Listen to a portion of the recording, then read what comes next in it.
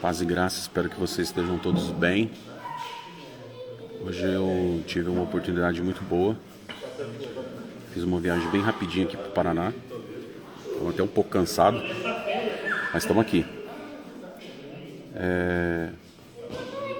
E hoje eu tive uma grande oportunidade de conhecer alguns dos maiores biblistas, ou os maiores pelo menos aqueles que eu conheço, que entendem muito de Bíblia, e eu queria muito conhecê-los. E hoje eu tive essa oportunidade de estar aqui com eles. E queria, de repente, compartilhar com vocês, né, algumas das conversas que a gente teve. Assim, fantástico. Quem perguntou aí, nós estamos aqui em Prudentópolis. Mas é algo, assim, de verdade, fantástico. Esses irmãos que eu conheci aqui, que são biblistas. E às vezes eu fico me perguntando, sabe? Onde estão os biblistas, né? Das igrejas e tal. E aqui a gente começa a observar que, como aconteceu lá no passado, que Elias se perguntou, né? Onde estão? Onde eles estão? E Deus fala para ele assim, tem 7.000 que eu não deixei perecer. Eles estão aí. Na verdade, o que eles estão precisando é só voz, né? Que eles tenham voz, essas pessoas que leem a Bíblia e que a gente conhece. Eu tive a oportunidade de conhecer pessoalmente aqui alguns deles que conhecem assim muito, mas muito de Bíblia mesmo. Não é pouca coisa não. E já tive a oportunidade de sentar com eles e aprender muita coisa com eles. Então assim, é algo realmente fantástico. E eu queria apresentar pelo menos uns dois aqui, que estão aqui próximos, que conhecem demais de Bíblia. Ô Rick, vem cá, vem aqui do meu ladinho aqui, pro pessoal te ver. Ó, esse aqui é o Rick. Era meu sonho conhecer esse rapaz aqui, gente do céu. Era meu sonho conhecer ele, eu zerei 2023 agora. Era meu sonho conhecer o Rick pessoalmente. A gente está num grupo junto de Bíblia e é um cara que manja demais. Eu gostaria que todo mundo conhecesse e tivesse a oportunidade de estar junto. Outro é o Caião. Caio, cola aqui comigo, o pessoal te conhecer. Mais um biblista, Caio. Pensa num camarada que é dois, é o Rick e o Caio. Eu zerei 2023 conhecendo esses caras. E essa oportunidade maravilhosa de estar junto com eles, que entendem muito, mas muito de Bíblia. É assim, algo fantástico. Então, queria compartilhar um pouco com vocês aí. Hoje nós discutimos alguns temas já muito interessantes. Mateus 18. Quem tá aqui, ó. Quem tá aqui. O cara que é dono do projeto. Olha aqui, dá para invadir. Daniel. Da Estúdio Solar. Nós vamos dominar o reino. Meu Deus. Daniel da Estúdio Solar, o Rafa. E a gente tá falando muito sobre isso, né? Sobre pessoas biblistas que a gente tem dentro das instituições e elas não têm voz. Mas a gente ora para que a voz chegue nessas pessoas, e eu queria muito que vocês tivessem um pouco da oportunidade que eu estou tendo de conversar com essas pessoas que entendem tanto, mas tanto de Escritura. E eu vou aproveitar que eu estou aqui, né, nessa live, tem quase 90 pessoas comigo já. Vai mandando um aviãozinho para a galera chegar aqui, sabe por quê? Porque eu vou fazer algumas perguntas para eles. E aí, quem sabe a gente vai ter umas respostas bem top. Quem tiver uma pergunta, mas pergunta pra valer. Não pergunta de véu, por favor. Não vem com essas perguntas assim, não. Pergunta aquelas perguntas complicadas mesmo. Pergunta pra descadeirar o cavalo. Manda aqui que eu vou mandar pra eles, tá bom? Tô esperando vocês aí. Mas manda pergunta pra descadeirar mesmo. Porque os meninos são bons de Bíblia, tá bom? Eu vou ficar esperando vocês aqui. O Rick é demais, Gil. Ô, Gil Max, você é louco. O Rick... Eu tô falando pra você que eu zerei 2023. Viu, Gil Max? Eu zerei. Tá aqui. Tá aqui. Aí, ó.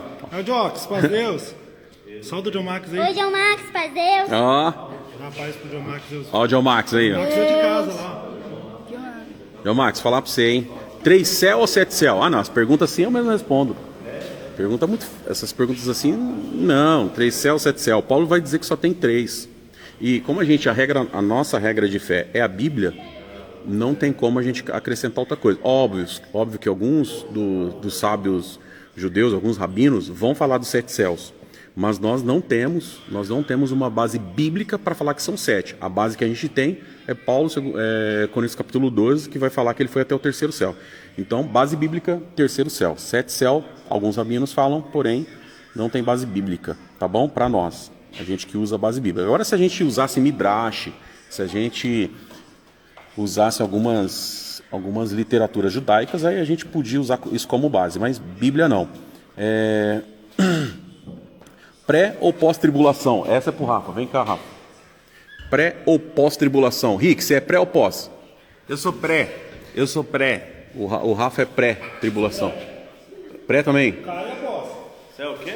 O Caio é pró... Cadê o Caio? O Caio é pós-tribulacionista.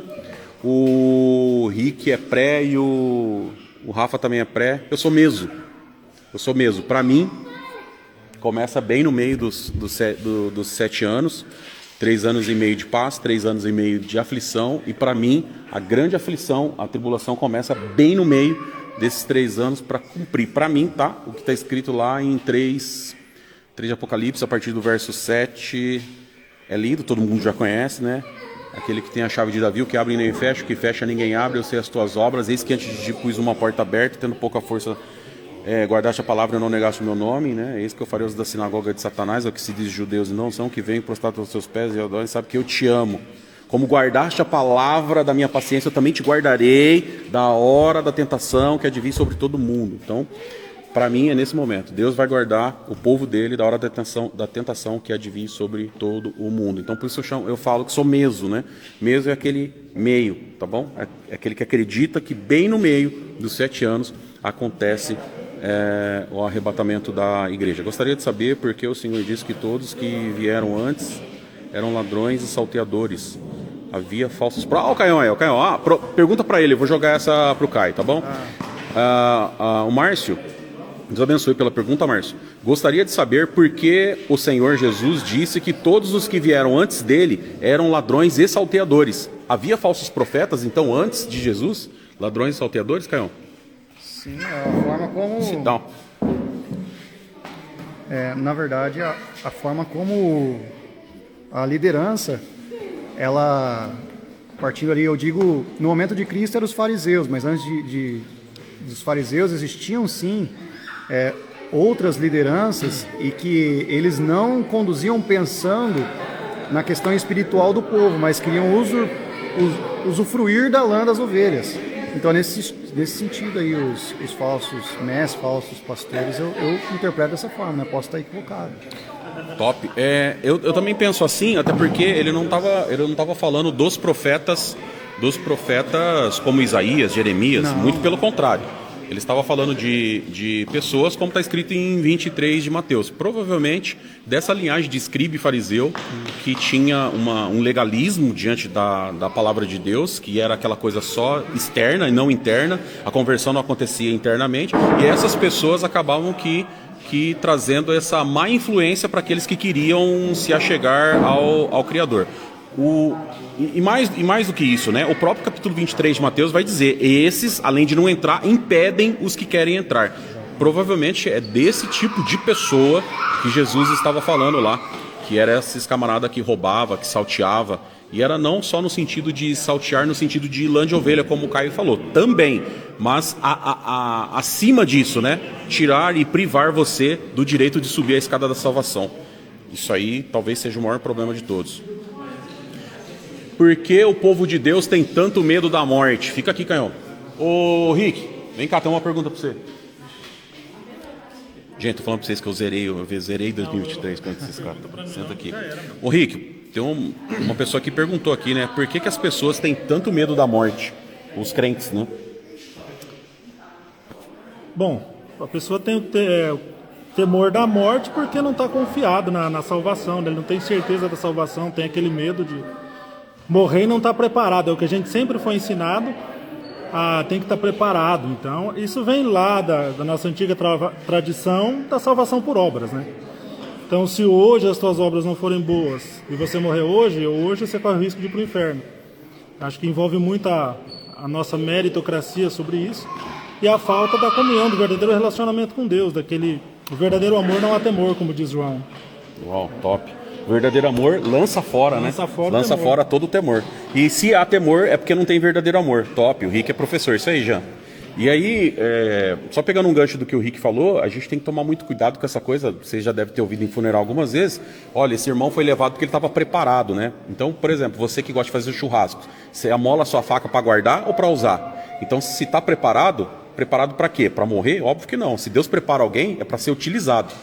Então, essa questão de estar preparado ou não, a gente não pode usar isso como argumento de que Deus levou por causa disso, porque está preparado. Aliás, a gente nem sabe se a pessoa estava preparada.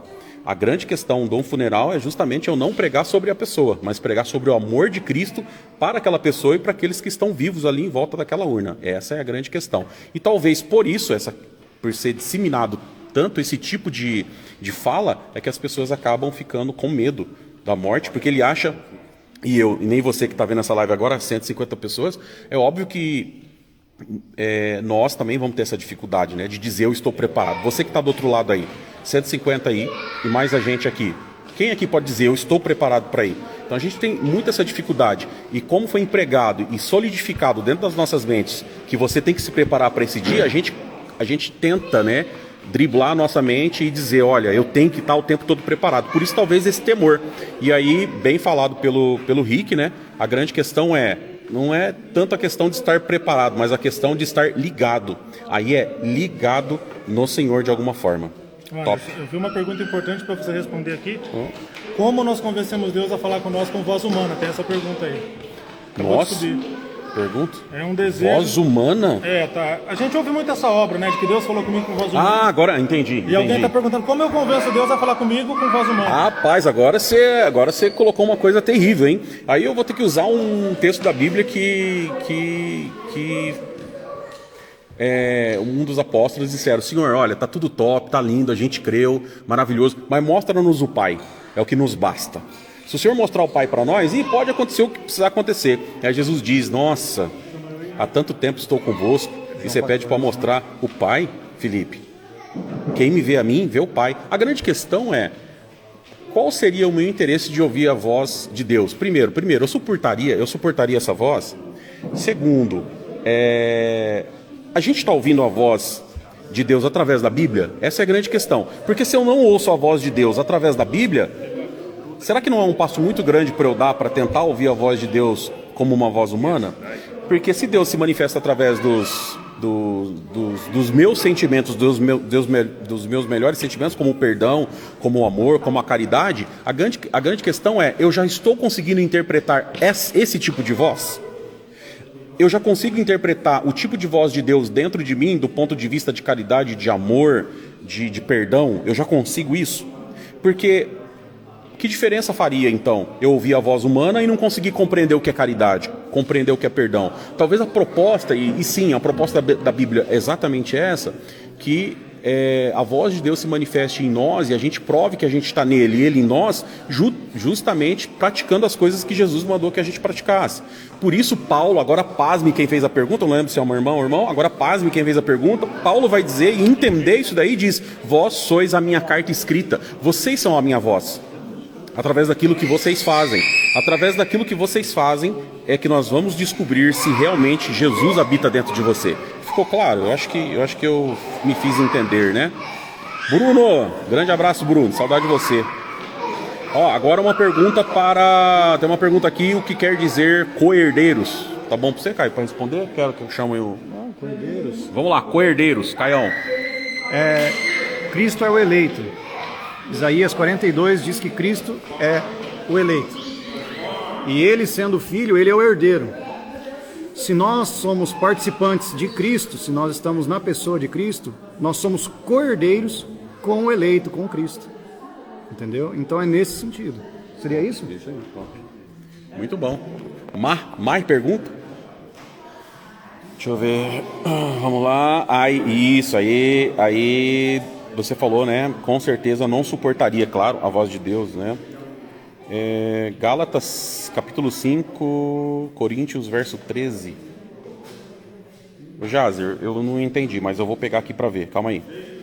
Ô, Du! Meu Deus, Du, um abraço.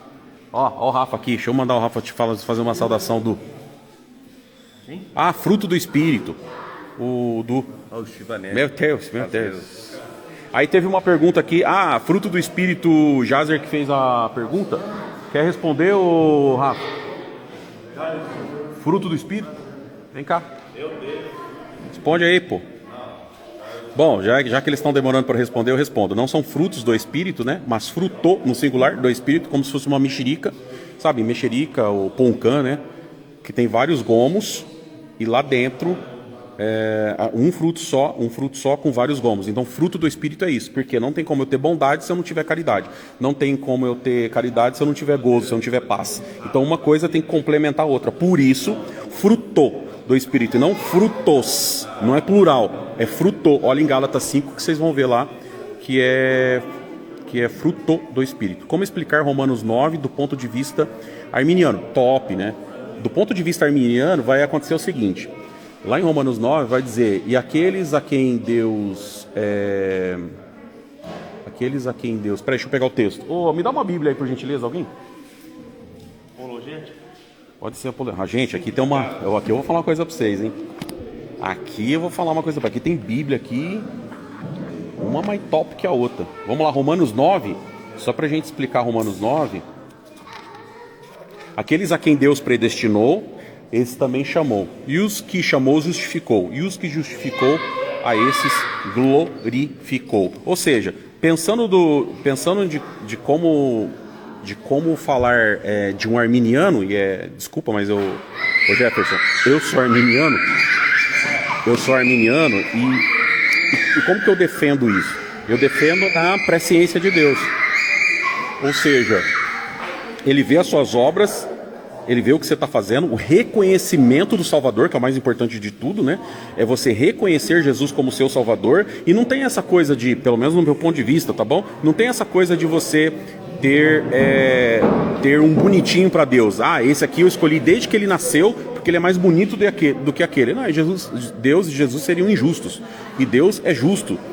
E não tem como ele fazer esse tipo de escolha. Um é mais bonito do que o outro. Mas, por causa da sua presciência, aí ele sabe que um sim é mais bonito do que o outro. É como você vê o fim de um filme. Sabe? Você vê o filme inteiro, então você sabe quem é o vilão e quem é o mocinho daquele filme. Então você consegue escolher antes de começar o filme, porque você já viu o filme, quem é o mocinho e quem é o vilão. Eu que nunca vi o filme, não consigo. Principalmente se for um filme de suspense, né? Que acontece muito essas viradas assim. Então eu não consigo ver quem é esse mocinho, quem é esse vilão. Então eu não consigo fazer esse tipo de escolha. Mas Deus, que já está lá na frente, que já viu tudo o futuro, ele consegue fazer. Por isso que ele diz, né? Que venha possuir o reino que está preparado desde a fundação do mundo, justamente porque ele consegue ter acesso ao futuro, né? É isso aí. Está no Kairos. Ficou claro? Isso. Está no Kairos. Muito claro aqui pelo Caio. Ele está no Kairos. Predestinação entra dentro desse assunto que a gente acabou de falar, né? Porque tem essa presciência de Deus sobre como a pessoa vai ser ou deixar de ser. Um justo cai 7 vezes? Se é justo, por que ele cai, Caião? E aí? O justo cai? Tá escrito isso aí, o justo cai 7 vezes. E aí? Se ele é justo, por que ele cai, então, Rick? Um justo cai 7 vezes. Se ele é justo, por que ele cai? Porque ser justo não é ser perfeito. Uau! Ser justo não é ser perfeito. Top! E aí o fato dele cair 7 vezes é justamente para ele buscar a perfeição. A grande ideia é justamente essa. Para que quando ele caia, no momento que ele levante entendendo o porquê da queda. E para isso, e acontecendo isso, ele consegue se transformar num ser humano melhor. E tá depende bom? da ótica também, né, Anderson? A questão da justiça. O que é justiça? Do ponto de vista do ponto de Deus. vista de Deus e do ponto de vista nosso. Do ponto de vista nosso, exatamente. Você pode dizer também que quando o justo se levanta, ele levanta aperfeiçoado. Top! Quando Não o justo. é perfeito, mas a queda. Aperfeiçoado. E se levantar da queda, leva à perfeição. Cada vez que ele se levanta, então, segundo o nosso professor, é exatamente isso. Ele vai melhorando diante de Deus, ele crescendo diante de Deus. Então, o intuito da queda é justamente isso, do justo, obviamente. Tem mais aqui, tem mais. Amém, Wederson? Tudo bem, Wederson? Amém, Bruno. Vamos lá. O que mais aqui? Estamos no fim dos tempos. Por que prega-se tanta prosperidade material se a gente está no fim dos tempos? Pergunta top, né? Por que se prega tanta... Vem cá, Rafa, responde essa. Por que se prega tanto? Por que se prega tanto prosperidade material se a gente está no fim dos tempos? Na verdade, nós vivemos um empobrecimento, né? E há uma crescente busca por uma mensagem cristocêntrica, por muito mais além do pão e do vinho, né? E da prosperidade e das riquezas materiais. Hoje em dia há uma busca muito mais centrada na mensagem do Evangelho.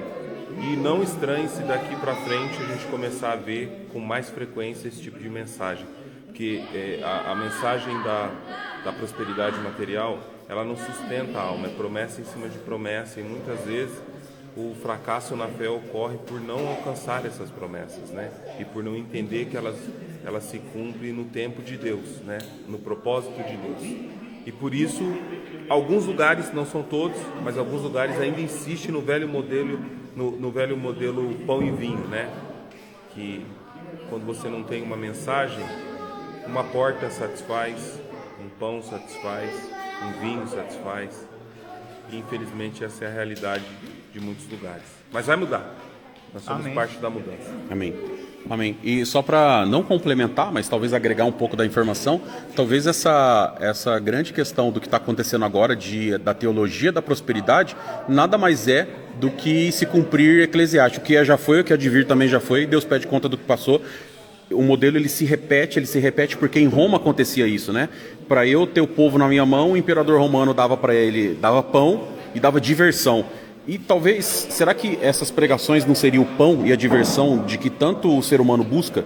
Diversão no sentido de alegria, né? E pão no sentido de saciar. Só pão e diversão, que era o que acontecia lá no Império Romano. A gente tem que tomar muito cuidado porque essas pregações que não são cristocêntricas e vão para essa seara de prosperidade, talvez seja justamente isso, alegria e pão momentâneo, que as pessoas querem dar para outras pessoas e segurar elas ali, quando deveria pregar só o Evangelho e a loucura da pregação do ponto de vista que o Filho de Deus foi crucificado pelas nossas almas. Isso é uma loucura, Deus tem enviado o Filho dele para cá, pelo menos do nosso ponto de vista e dos gregos também, e para os judeus dizer que Deus tinha um filho que pisaria na terra. Então é uma loucura total, tanto para grego como para judeu, mas nós pregamos Cristo crucificado, que é loucura para grego e muita doideira para judeu, mas para nós é a sabedoria de Deus, ela se manifestando para salvar as nossas almas.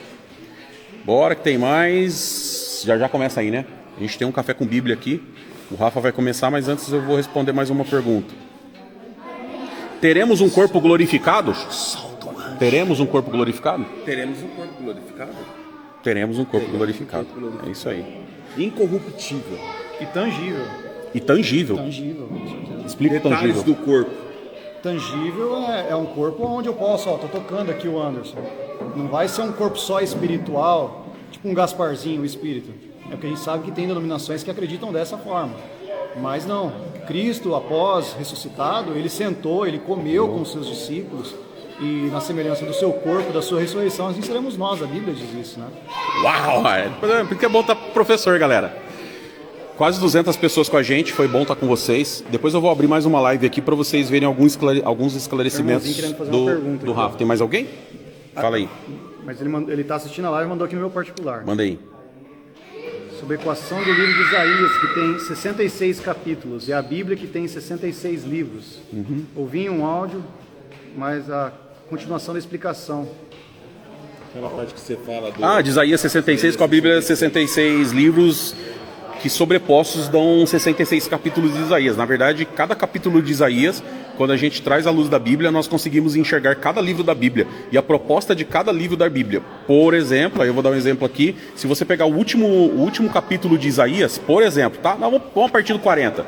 Capítulo 40 de Isaías, se a gente sobrepor dentro da Bíblia, pensando em 66 livros, nós vamos cair exatamente dentro do Evangelho de Mateus. E olha que coisa interessante, né? A primeira menção, vamos pegar capítulo de Isaías, 40 de Isaías, que seria o livro 40 da Bíblia, que é Mateus. Vem comigo que vocês vão entender. Consolem o meu povo, diz Deus a vocês. Encorajem a Jerusalém e anunciem que já cumpriu o trabalho que foi imposto. Pagou por sua iniquidade e recebeu da mão do Senhor em dobro por todos os seus pecados.